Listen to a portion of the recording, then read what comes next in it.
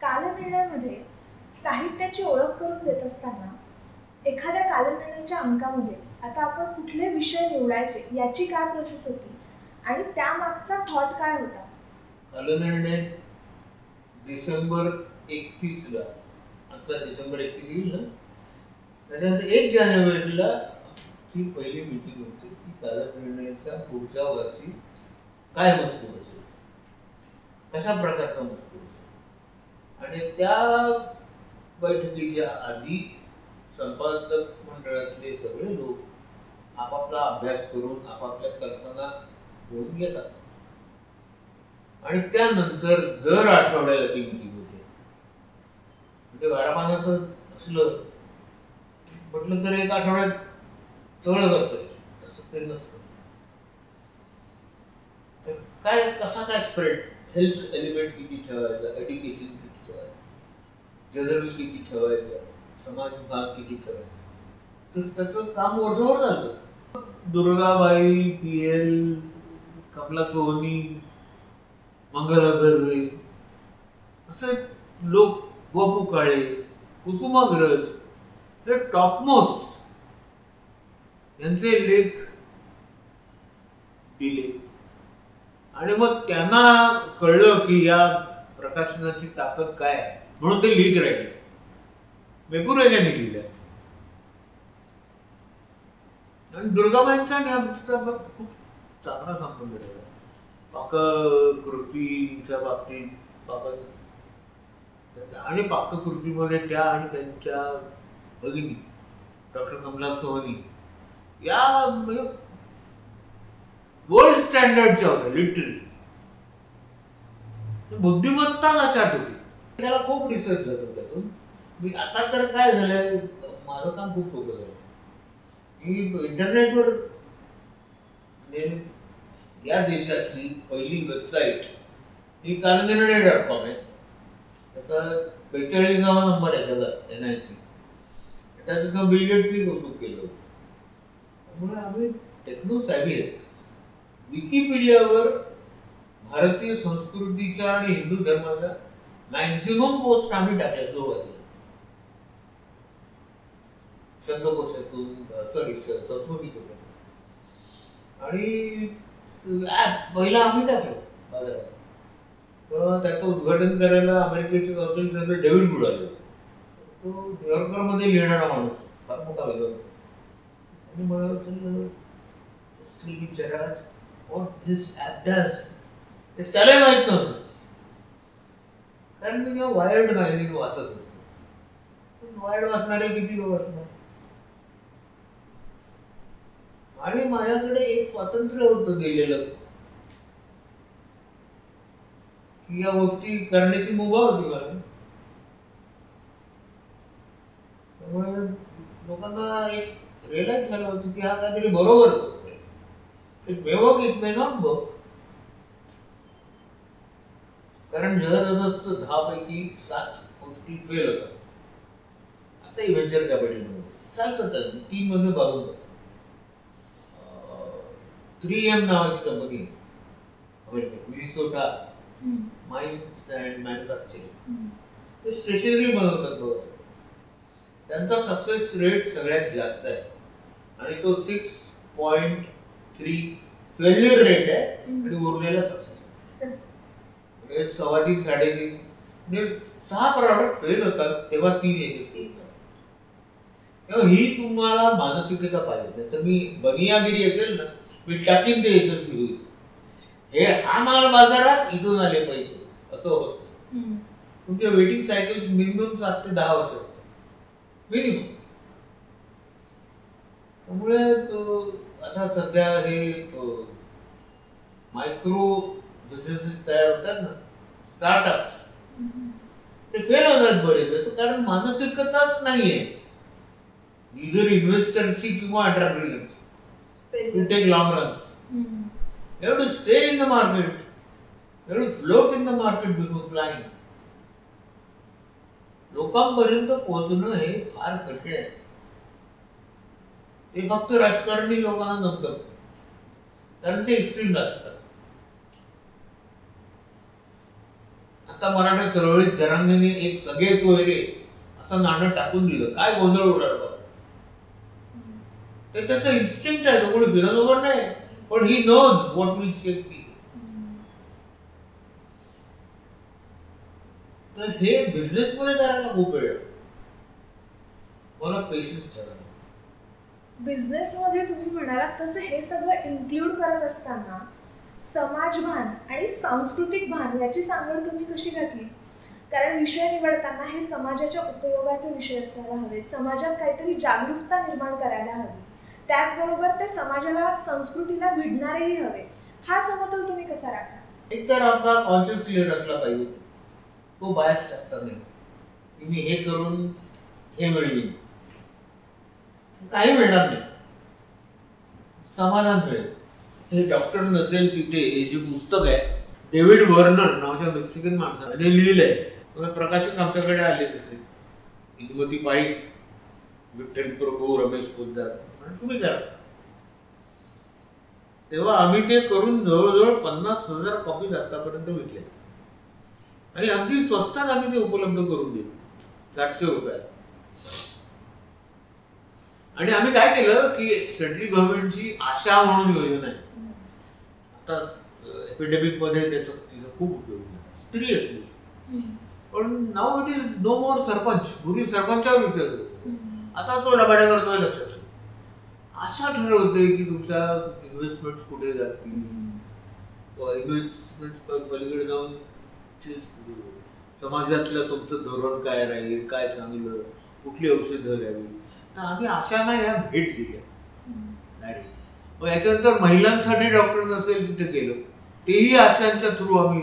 आणि त्याचा अपेक्स म्हणजे आम्ही लंडनच्या सायकोलॉजिकल सोसायटी बरोबर मानसोपचार तज्ञ नसेल तिथे हे पुस्तक केलं. कारण काय आहे की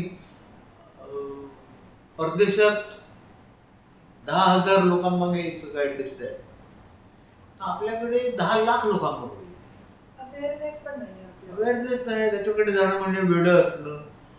त्यामुळे काय होतं, हे जे भोंदू बाबा पसरलेले असतात ना, चटके देतात आणि काय बळी, त्याला काय लॉजिक नाही, त्यांचं फावतं आणि ते समाजाला वाईट आहे. हे सामाजिक मान म्हणून आम्ही ते पुस्तक केलं आणि ते स्प्रेड केलं. अर्थात एवढा मोठ्या समाजात बदल व्हायला खूप वेळ लागेल, पण ते पहिलं पाऊल किंवा ते एक पाऊल उचलण्यासाठीचा प्रयत्न तुम्ही केला. हो. आणि अंधश्रद्धा निर्मूलन समितीला आमचा सपोर्ट होता. आम्ही धावडपर्यंत बरोबर काम केलं आणि ते बरोबर करत होते. अंधश्रद्धा असताच नाही, श्रद्धा सोकॉल जी काय असेल किंवा ज्या सवयी असतील, तुमचे कुलाचार असतील, ही गोष्ट वेगळी आहे. आणि हे बाबा आणि चमत्कार असं काही होऊ शकत नाही. ते कदाचित झालंच तर अत्यंत मायक्रो लेवलला एखाद्या व्यक्तीच्या आयुष्यात होऊ शकतो, ते मास लेवलला होत नाही.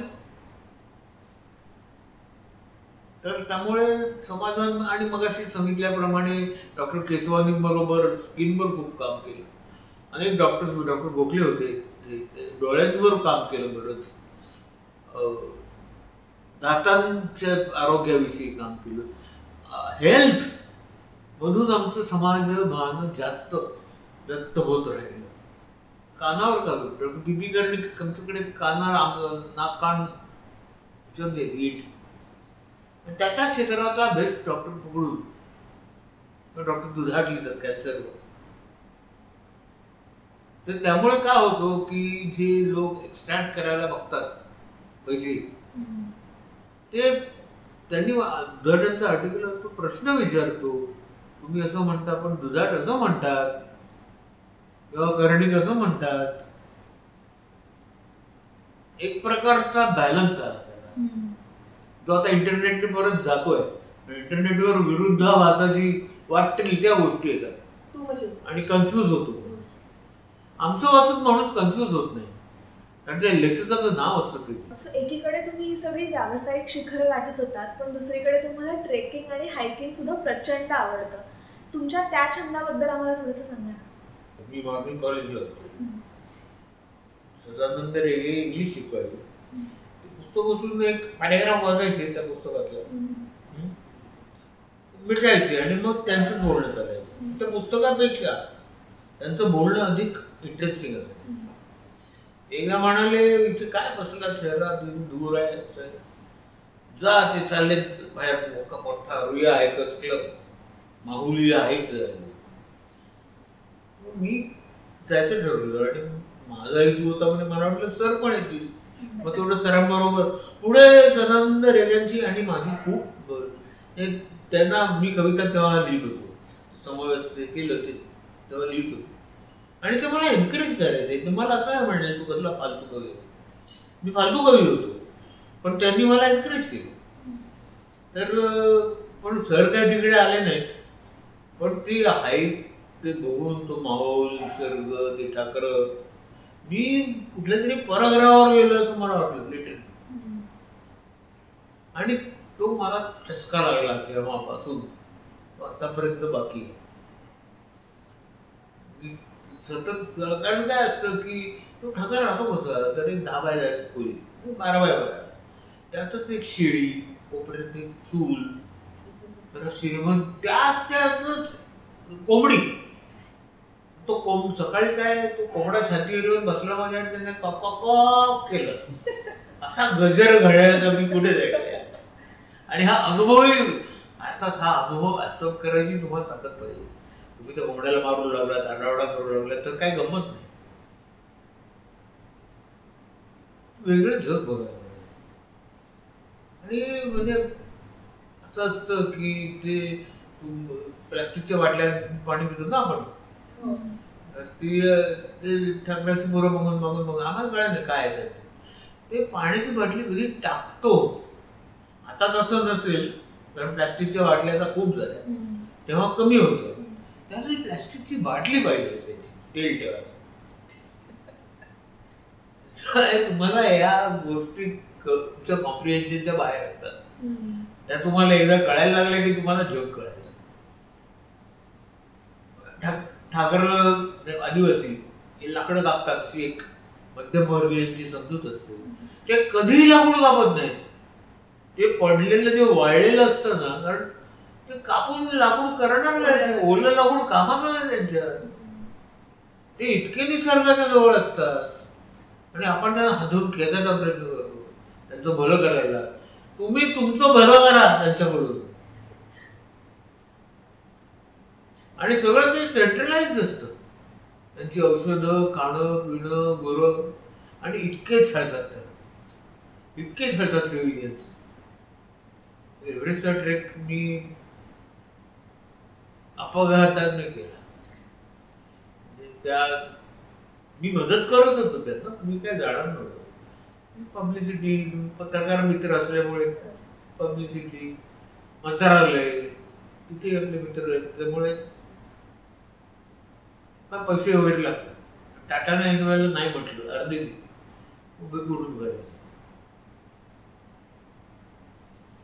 त्यात एक PR बघणारी महिला होत्या, त्यांना काहीतरी अडचण आली आणि अचानक त्यांचं कॅन्सल झालं.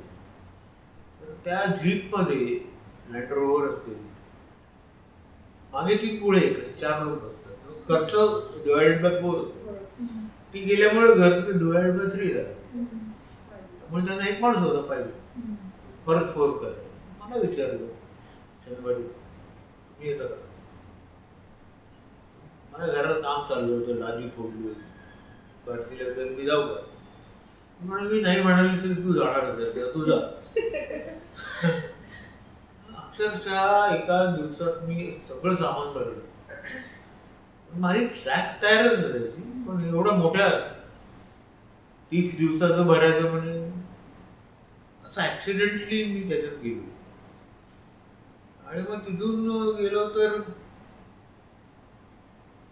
आमचे राजेंद्र फडके म्हणून रोप लीडर होते, आमची सपोर्ट टीम होती मागून. असं कळलं की चीनच्या गिर्यारोहकांनी शिखर सर केलं. तर आम्ही एक्साइट झालो. आणि माउंटेनिअरिंग मध्ये असं असतं, रोप असतो, रोपला 4 ते 6 माउंटेनियर्स असतात आणि रोप लीडर असतो. रोप लीडरचं सगळ्यांनी ऐकायचं असतं, कारण तुमची जसा ॲल्टिट्यूड वाढत जातो तसा मेंदूचा प्राणवायूचा पुरवठा कमी होत जातो आणि तुम्ही वेड्यासारखे वागू लागता. तुम्ही काय करता ते तुम्हाला कळत नाही, तुम्हाला भास होऊ लागतात. म्हणून हळूहळू वर जावं लागतं. आम्ही फार लवकर वर गेलो. ते जिथे 6 दिवस वर जायला लागतात तिथे आम्ही 3 दिवसात. त्यामुळे आम्हाला बेस कॅम्पला पोहोचलो आम्ही, पण बेस कॅम्पला आम्हाला काही झोप येईना, भूक लागेना, रक्ताच्या उलट्या व्हायला. तो बेस कॅम्प आम्ही तिबेट मार्गे गेलो होतो. कठीण आम्ही तिबेटमध्ये होतो. तो डॉक्टर चीनी होता. तो म्हणाला लूज, त्याला इंग्रजी येत होतो, लूज अल्टिट्यूड. आम्ही जातो दार्जिलिंग. पण आम्ही आलो होतो भलत्याच ठिकाण, चायनामध्ये सोडावून आम्ही आलो. असं काहीतरी होतं ना सांगरू. तर you will go to Lhasa. त्या परिस्थितीत मी मनातून नाचायला लागलो. लासाला जायला माझं लाईफ टाईम अँबिशन. बुद्ध धर्माचा अभ्यास सुरू होतो. कोटाला पॅलेसमध्ये काय ते मला माहिती होतं निश्चितपणे. आणि तेव्हा सरकार जाऊ देत नव्हतं तिबेटला, लासाला जायच्या आधी. तर मी त्याला सहज म्हणून गेलो की बुद्ध पौर्णिमेच्या आधी आपण काय जाऊ शकतो. आम्ही उतरताना आम्हाला शिंगातचे खूप मोठी मॉनेस्ट्री, नंबर 2 ची मॉनेस्ट्री, पंचेन लामाची मॉनेस्ट्री आहे. पंचेन लामाला तो 4 वर्षाचा असताना पळून गेला आहे. आता नवीन आणलाय परत. आणि कोटेला पॅलेस, दलाई लामा. पौर्णिमेला आम्ही शिंगातचे होतो आणि दुसऱ्या दिवशी सुद्धा पौर्णिमा म्हणजे 2 दिवसात होती. आम्ही याला होतो कोटोला पॅलेस. तर हे काय मला काय कळत नाही. हे म्हणजे कॅल्क्युलेट करून करणं शक्यच नाही, इम्पॉसिबल. मग आमच्या टीमला मी सांगितलं तुम्ही परत जा बेस कॅम्पला. जातो मी, राहतो इथे. मी 8 दिवस राहिलो तिथे. बऱ्याच लामांना भेटलो, खूप गोष्टी बघितल्या. दलाई लामांचं घर बघितलं. परत जाताना त्रास झाला. डायरेक्ट जाऊन जाईनच नाही, कारण माझ्याकडे विजा नव्हता, ग्रुप विजा होता. आणि मी एंटर झालो होतो आम्ही भलच्या ठिकाणी. म्हटलं पण एका माणसाने काय कसं काय चमत्कारिकरित्या एक बाळूला धुळेवर त्याने माझे वैद्य दिले. कसं झालं ते मला माहिती. परत तोच त्रास मला नेपाळमध्ये गेल्यावर झाला. त्यातली महिला होती, ती सोडायला तयार नाही. ती म्हणते तू आलासच कुठून, तू परत जा. जनरली मला तिबेट सोडत नव्हतं. Tibet wanted. पण आमचं एक्सपेडिशन, पहिलं एक्सपेडिशन भारतीय जे तिबेटकडून यशस्वी झालं. ट्रेकिंग बद्दल आणि हायकिंग बद्दल बोलताना बुद्धिझमचा उल्लेख केला. हिंदू धर्मातला जन्म, बुद्धिझम आणि नाथ पंथाची झालेली अनुभूती, या सगळ्याकडे एकत्रितपणे तुम्ही कसे बघता? ते झालंय तसं. मी वाहतो आहे त्या प्रवाहात. ज्ञानेश्वरी बद्दल किंवा काला आणि काली, हे कृष्ण आणि कालीवर मी पुस्तक लिहिलंय. हे कसं झालं की काली कुठून आली? आता कुलदैवत माझं शर्वाणीमध्ये काली आहे, पण त्यात इतके लोकांचं कुलदैवत आहे, कोणाला काय जमलं नाही ना त्याच्यामध्ये काय. जे मी पुस्तक रूपाने केलं ते तिला कृष्णाबरोबर कनेक्ट केली. त्यामुळे ते तुम्ही जसे वाहत जाता ना तसं ते होत जातं. आणि इंटरनेटमध्ये अधिक होतं, कारण तुम्हाला रेफरन्सेस मिळतात, लिंक्स मिळतात. आणि जे जे अशक्य होते रेफरन्सेस ते मला इथे मिळाले. आणि त्यात अनेक न बोलता येणाऱ्या गोष्टी आहेत. लोकांना आवडणार नाही बोललेलं, पण त्या रेकॉर्डेड आहेत. एव्हलनने केलेल्या कामामध्ये असणारा तो जज होता कलकत्ता हायकोर्टात. त्याने खूप अभ्यास केला. त्याचं शक्ती आणि शाक्त अर्थात ते एक पुस्तक मी वाचत होतो तेव्हा शक्ती झाली माझी मुलगी, म्हणून मी तिचं नाव शक्ती ठेवलं. मी कधीपासून अभ्यास करतो होतो, 40 वर्ष झाली, त्याच्या आधी कर आणि तरी काहीच झालेलं नाही. हा खूप इंटरेस्टिंग अभ्यास वाटतो मला. आणि मुख्य म्हणजे तुम्ही इकॉनॉमिस्ट आहात आणि तरीही तुम्हाला इतिहासाबद्दल, आपल्या संस्कृतीबद्दल एवढं प्रेम आहे, याबद्दल मला खूप कौतुक वाटतं. अशा वेळी मला हे विचारायचं वाटतं की जेव्हा आपण पूर्ण देशामध्ये अभ्यासासाठी फंडिंग मिळणे या विषयाकडे बघतो, त्यावेळी इतिहास, संस्कृती, हेरिटेज या विषयांना फारसं महत्त्व दिलं जात नाही, यांना डावललं जातं. जेव्हा की वेस्टर्न वर्ल्डमध्ये या विषयांना बरंच महत्त्व दिलं जातं. एक इकॉनॉमिस्ट म्हणून आणि एक इतिहासकार म्हणून एका विकसनशील देशात ही जी परिस्थिती आहे त्याबद्दल तुम्हाला काय वाटतं? हे काय, आपल्याकडे जेव्हा आक्रमण झालं, इस्लामचं आक्रमण झालं, तेव्हा तुम्ही बुद्धिस्ट विचार किंवा तुम्ही हिंदू म्हणतो, तेव्हा जे स्कॉलर्स होते ना, ओकाई नावाचा स्कॉलर होता, तो क्योतोहून टोक्योत आला, टोक्योतून तो चायनामध्ये आला. चायनामध्ये त्याने पुढचं शिक्षण घेतलं, मग तो ग्रॅज्युएट झाला, तो तिब्बतमध्ये आला. तिब्बतमध्ये त्याचं शिक्षण झालं लासाला. तो नालंदाला आला. नालंदा ही एवढी मोठी युनिव्हर्सिटी होती आणि ती 6 महिने जळत होती, इतकी पुस्तकं होती तिच्यामध्ये. या आक्रमणाने आपलं खूप नुकसान केलं, खास करून इस्लामिक आक्रमण. पुस्तकं जाळतातच, ते ज्ञान, नॉलेज ठेवायचंच नाही, जाळत होते. आता तसं नाहीये. हे रिवाईव्ह कोणी केलं मला विचारायचं. हे रिवाईव्ह करायचा सिरियस प्रयत्न काही इंग्रजांनी केला आणि त्यात लॉर्ड कर्झनचं नाव सगळ्यात मोठं आहे. कर्झनवर मी पुस्तक लिहिलेलं आहे आणि मी चाहता आहे कर्झनचं. जसं त्याचं इमेज आहे, तो क्रूर होता, तसं काही नाहीये.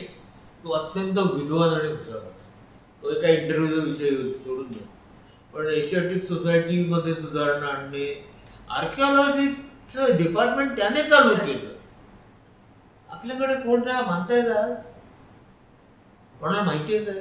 मी एशियाटिकचा मेंबर आहे, त्यामुळे त्याला ती मानसिकताच नाहीये जुन्या वस्तू ठेवायची ना. आपला एक मराठी राजा असं म्हणतात, मला माहित नाही, तो याला गेला, तो अजंठा वेरूळ, आणि तिथे झुमरं होती, ती फोडल्यावर छान आवाज येतो म्हणून झुमरं फोडून टाकली. तो अवेअरनेस यायला पाहिजे. तसं आर्किओलॉजी बद्दल अवेअरनेस नाहीये. आता येतोय, इंटरनेटमुळे येतोय. पण एक इकॉनॉमिस्ट म्हणून तुम्हाला असं वाटतं का की हे जे विषय आहेत हे थोडेसे लक्झरी सर्कलमध्ये जाणारे विषय असतात आणि जे आपली हेल्थ केअर असते किंवा आपले एज्युकेशन हे विषय आहेत, हे अतिशय आघाडीचे विषय असतात जगण्यासाठीचे. त्यामुळे विकसनशील देशामध्ये हा फरक पडत असेल असं वाटतं तुम्हाला? तुम्हाला सांगू मी, इकॉनॉमिक्स आहे ना, हा अत्यंत क्रूर विषय आहे. तो त्याच्या इंटरेस्टच्या पलीकडे त्याला फोकस नसतो. आता भारताकडे यायला लागले, काय यायला लागले, यांना मार्केट दिसतंय. इंडियन मॉडेल्स वापरतायत, इंडियन प्लॉट्स वापरतायत. ते इतके फोकस्ड असतात म्हणून क्रूर असतात आणि तिथे नुकसानीला माती नसते, त्याला घरी वाटत.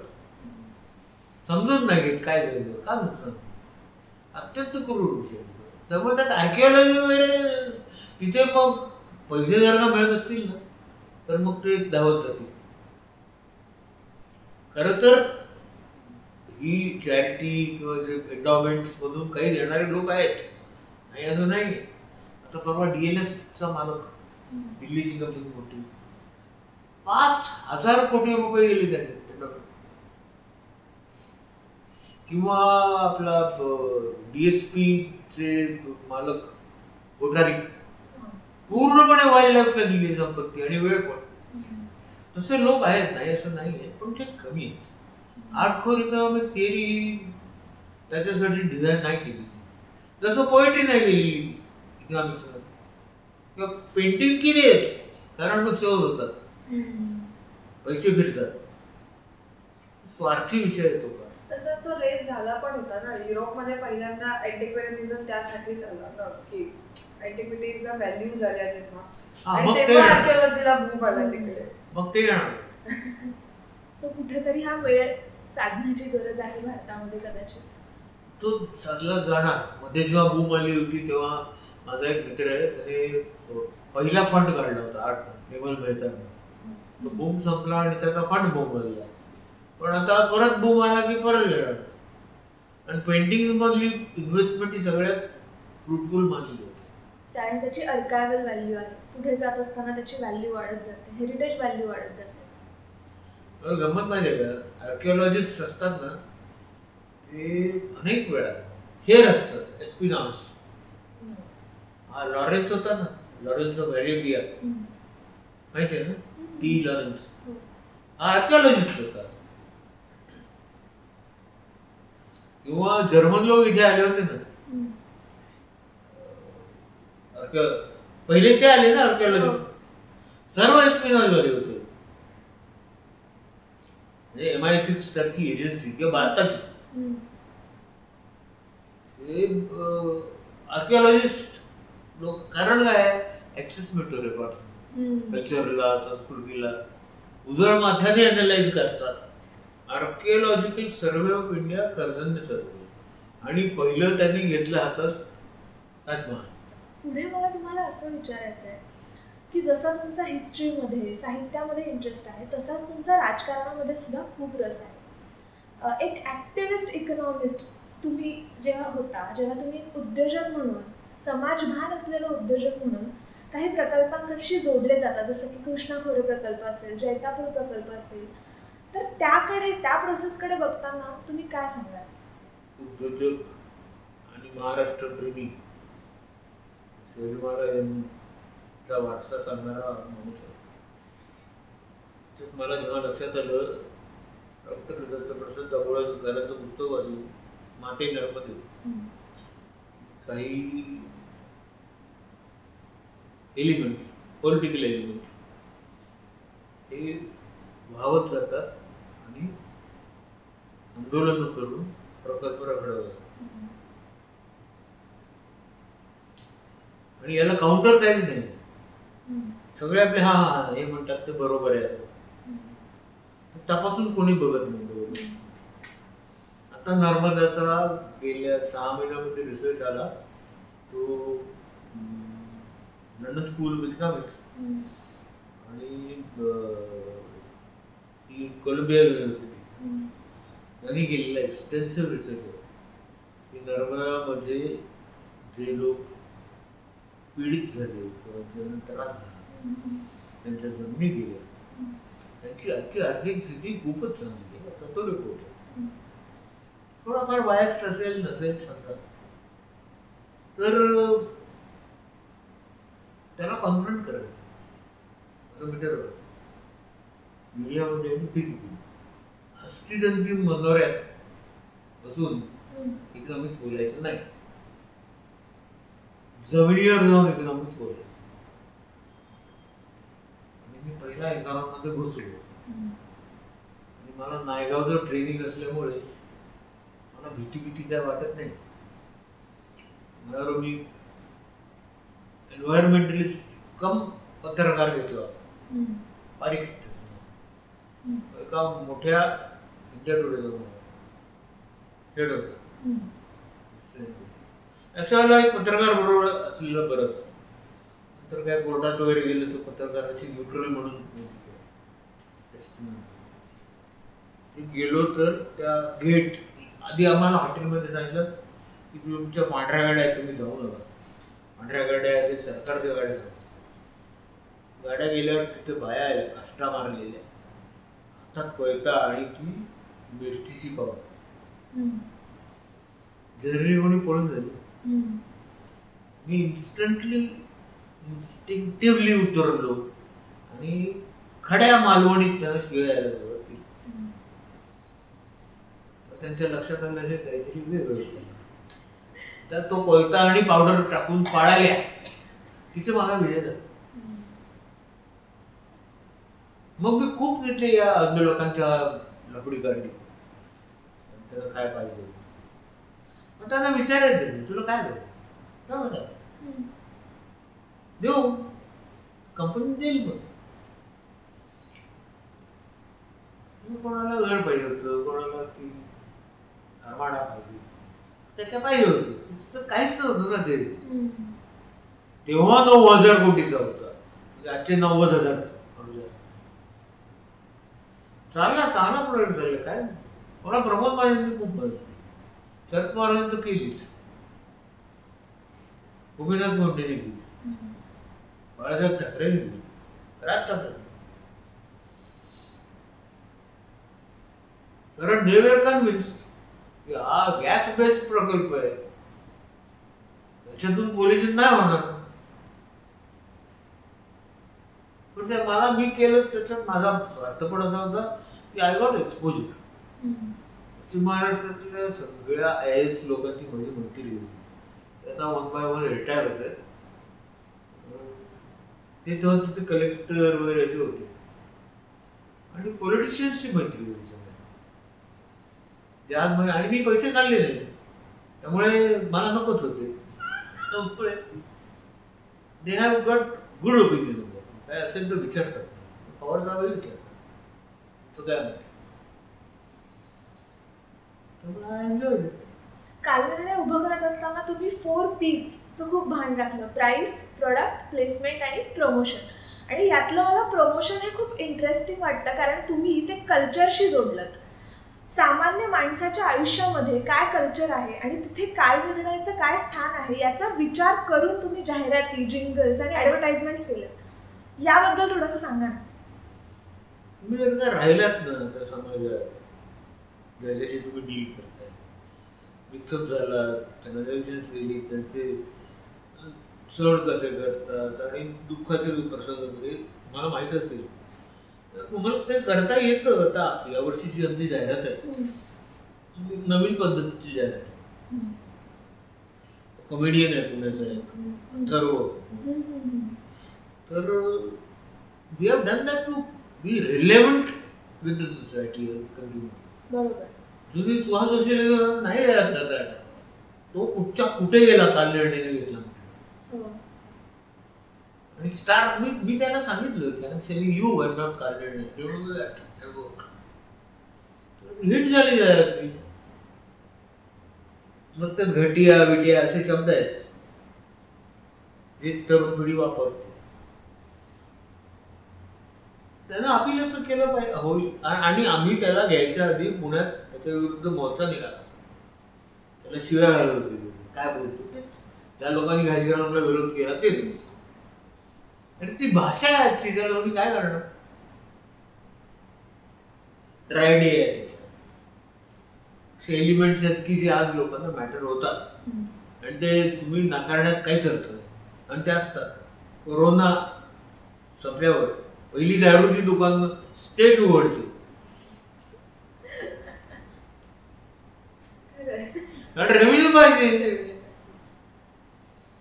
तोही लवकर उठायला लागला लॉकडाऊन नसतं, कारण रेव्हेन्यू पाहिजे. इकॉनॉमिक्स क्रूर आहे. आपला इंटरव्ह्यू कन्क्लूड करताना मला तुम्हाला असा प्रश्न विचारायचा आहे की तुम्ही आयुष्यात इतक्या मोठ्या मोठ्या माणसांना भेटलात, एवढं यश पाहिलं, अशी काय एक गोष्ट आहे जी तुम्हाला अजूनपर्यंत इन्स्पायर करते? इनोव्हेशन, जे तुम्ही सुरुवातीला सुद्धा म्हणाला होता. नवता. ते जे नवीन रोप येतं ना, आणि त्याच्या पानाला जो हिरवा रंग जो नवीन जन्मलेल्या बाळाच्या धुपाचा वास, ती नवता हे जग चालवते. किंवा नुकतीच बाळण झालेल्या गाईचा बछडा जो असतो तो असा बघत उभा राहतो, हे काय आहे? कुतूहल. अतिरे आपण कन्क्लूड करू. आचार्यांनी त्यांचं मी कसा झालोय चरित्र लिहिलं, त्यात त्यांनी माझे 3 आवडते आदर्श असे 3 लेख आहेत. त्यांचा हा आदर्श आचार्यांचा लेख आहे, मी कोण आहे, पुस्तकात तो लेख मी कोण. म्हणतात की मी आईच्या हाताला बोटाला धरून चालणार एक बाळ आहे. मला कुठे काय होतं हे नेहमी बघायला आवडतं. कुठे आवाज आला, कुठे दिसलं, असं ते त्यांनी दिलं. नवं बाळ नवं तयार. पु ल देशपांडे यांचा मी कोण आहे, एक सिनेमेमध्ये त्यांचा लिहितो मी कोण आहे, अप्रतिम लिहिलं की स्वतःचा अनालिसिस माणूस करतो.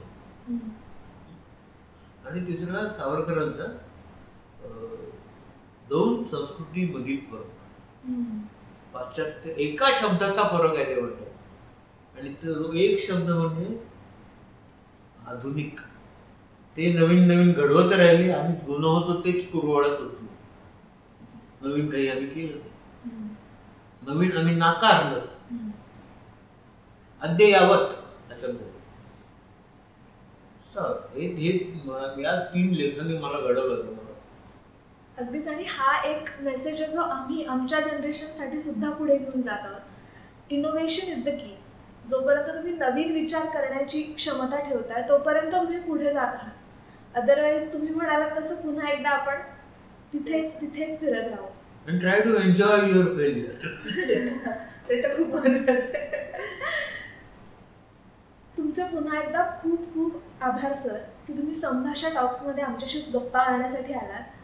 आणि आज आम्हाला खूप नवीन गोष्टी कळाल्या, कालनिर्णयाचा प्रवास कळाला आणि त्या सगळ्या मागची थॉट प्रोसेस कळाली. त्यासाठी तुमचे पुन्हा एकदा आभार. धन्यवाद. तुम्ही मला तुमच्या मंचावर बोलवलं आणि बोलू दिलं. माझे विचार लोकांपर्यंत पोहोचले. आता या डिजिटल युगात ते कायम राहतील.